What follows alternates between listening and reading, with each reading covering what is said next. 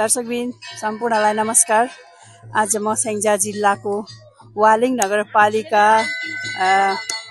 8 स्थित यो धार्मिक पर्यटकीय स्थल गरौँसुर मन्दिरमा छु।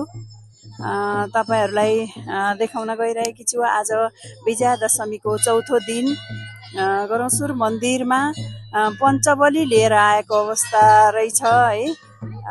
आज चौथो दिन पनि धुमधामले पूजा अर्चना भइरहेको देख्न सक्नुहुन्छ।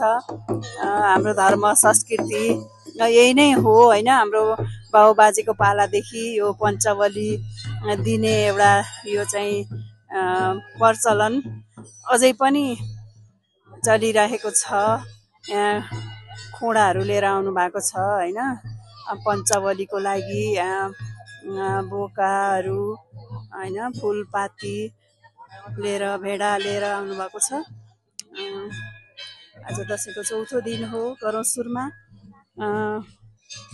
हल्का भिडभाड देखिएको छ। तर मौसमले चाहिँ बिहान बिहानै चाहिँ अलि साथ दिँदो रहेछ है। यस्तो अलिअलि कुहिरो लागेको छ। तल पारीको तलतिरको दृश्यहरू त्यति राम्रो देखिएको छैन। गरौँसुर मन्दिर प्राङ्गणमा छौँ हामी। यो मन्दिर प्राङ्गणबाट तपाईहरुलाई देखाउन गइरहेकी छु। यहाँ यो मन्दिर परिसरमा चाहिँ धेरै जनाहरू रमाइराख्नु भएको छ। यो बहिनीले चाहिँ यहाँ टिकटक बनाउने अवस्थामा हुनुहुन्छ है। ल टिकटक बनाउने सुरु गर्नु भएको छ। ल पूजा चाहिँ धुमधामले पूजा भइरहेको छ। तपाईहरु हेर्नुहोस्। कहाँबाट हेर्नु भएको छ एकचोटि कमेन्ट गर्नु होला हैन। यो स्याङ्जा जिल्लाको वालिङ नगरपालिका स्थित यो धार्मिक पर्यटकीय स्थल गरौँसुर मन्दिर हो। कस्तो लाग्छ तपाईहरुलाई यो मन्दिरको दृश्य कस्तो लागिरहेको छ, वरपरको वातावरण कस्तो लागिरहेको छ तपाईहरु कमेन्ट गर्न सक्नुहुन्छ।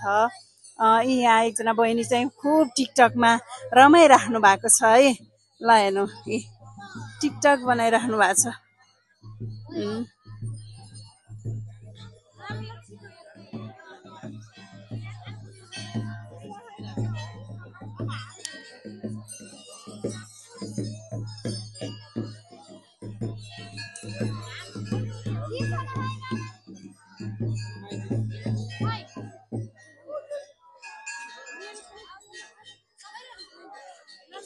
हाम्रो यो फ्ल्यास कभर मिडिया हजुरलाई कस्तो लाग्छ एकपटक कमेन्ट गरेर हामीलाई सम्झन सक्नुहुन्छ।